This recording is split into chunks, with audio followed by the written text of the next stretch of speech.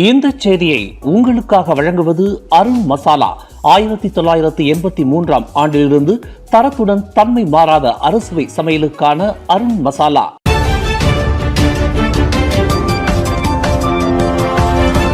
வணக்கம். திசைகளின் ஒரு மணி செய்திகள். தொகுதி பங்கீடுகள் குறித்து விவாதிப்பதற்கு முன்னர் தேசிய முன்னணியில் தனக்கான இடம் குறித்து மஇகா முடிவெடுக்கும். தான் ஸ்ரீ SA விக்னேஸ்வரன் கூறுகின்றார்.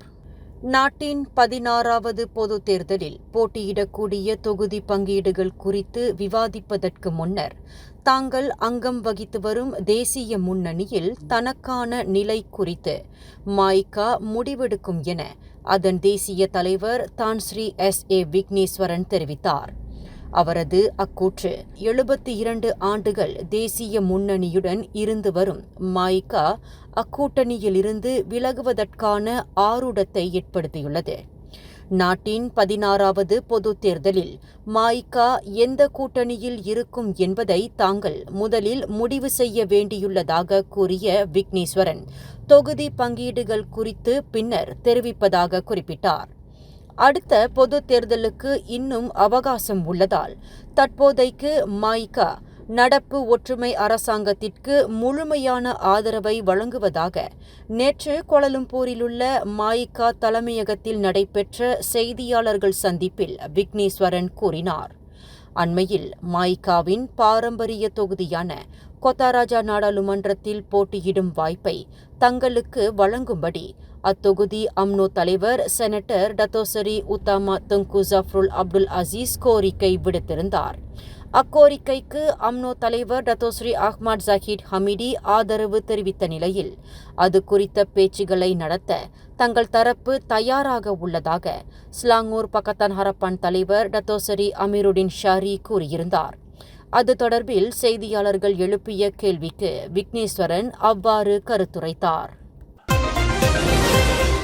இம்மாதம் 17ஆம் தேதி நடைபெறவிருக்கும் கிளாந்தான் நுங்கிரி சட்டமன்ற தொகுதி இடைத்தேர்தலில் போட்டியிடும் தேசிய முன்னணி சார்பில் களம் காணும் அம்னோவுக்கு ஆதரவாக மஇகா பரப்புரைகளில் களம் இறங்காது என மஇகா தேசிய தலைவர் தான் ஸ்ரீ SA விக்னேஸ்வரன் தெரிவித்தார். சம்பந்தப்பட்ட தொகுதியில் ஓர் இந்தியர் மட்டுமே வாக்காளராக உள்ளதால் அங்கு வாக்குகளை திரட்ட வேண்டிய வேலை மஇகாவுக்கு இல்லை என்றார் அவர்.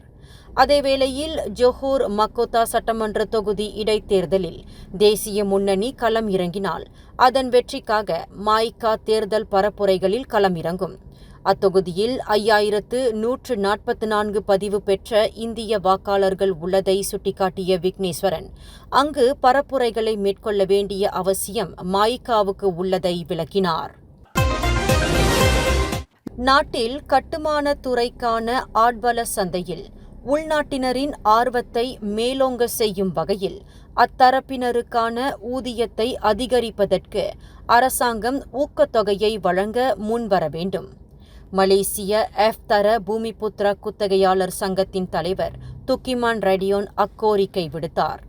நடப்பில் கட்டுமான தொழில்துறையில் நிபுணத்துவம் அல்லாத உள்நாட்டு தொழிலாளர்களுக்கு மிக குறைவாக நாள் ஒன்றுக்கு 100 வெள்ளி மட்டுமே ஊதியமாக வழங்கப்படுகின்றது. குறைந்த ஊதியம் காரணமாக உள்நாட்டினர் கட்டுமான தொழில்துறையில் ஈடுபட ஆர்வம் கொண்டிருக்கவில்லை.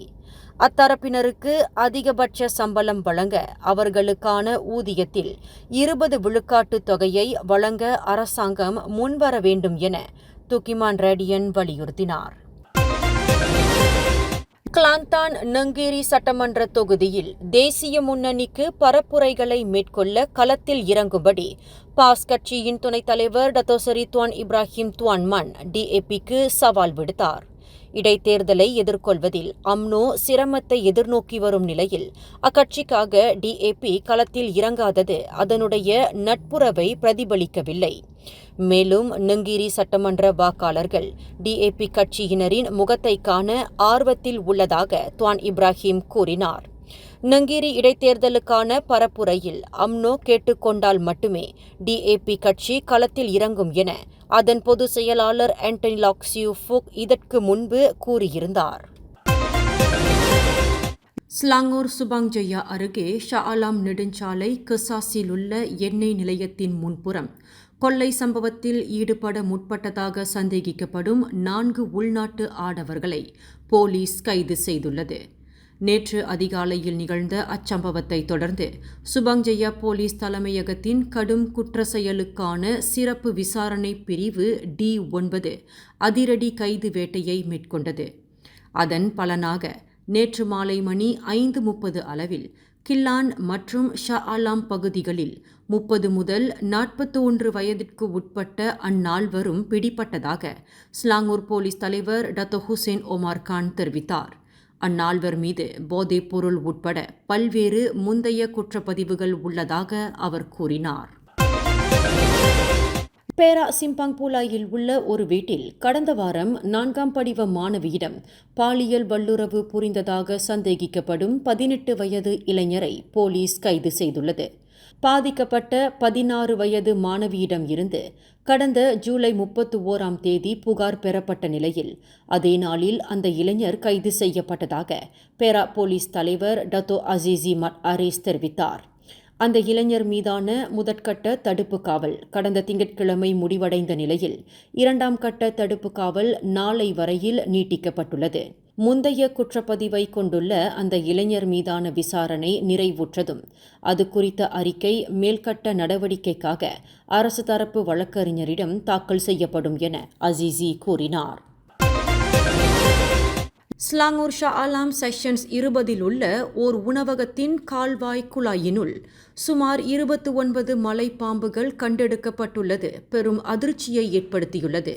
நேற்றிரவு மணி 9:56 அளவில் கிடைக்கப்பெற்ற அழைப்பை தொடர்ந்து நிகழ்விடம் விரைந்த ஷா ஆலாம் தீயணைப்பு மீட்பு படையினர் சிறப்பு உபகரணங்களை பயன்படுத்தி அவற்றை பிடித்தனர். பின்னர் அந்த மலைப்பாம்புகள் அனைத்தும் பாதுகாப்பான ஓர் இடத்தில் விடப்பட்டதாக ஸ்லாங்கூர் தீயணைப்பு மீட்பு படையின் நடவடிக்கை பிரிவு உதவி இயக்குனர் அஹ்மத் முக்லிஸ் முக்தார் தெரிவித்தார். இந்த செய்தியை உங்களுக்காக வழங்கியது அருண் மசாலா.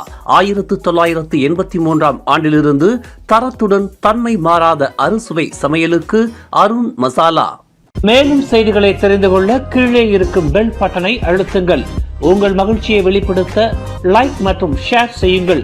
தொடர்ந்து திசைகளோடு இணைந்திருக்க சப்ஸ்கிரைப் செய்யுங்கள்.